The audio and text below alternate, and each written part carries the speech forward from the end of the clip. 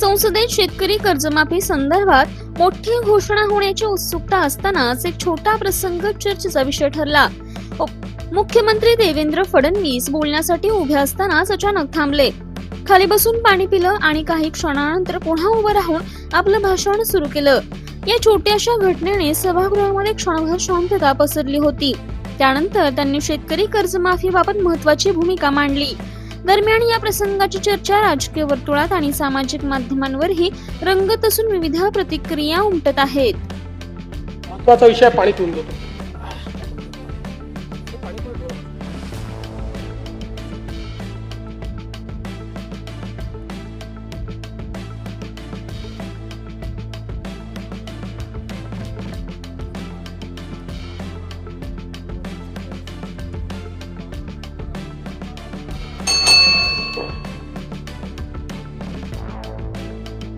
आम्ही राज्यातील शेतकऱ्यांसाठी कर्जमाफी योजना राबविण्याचे आश्वासन दिले होते।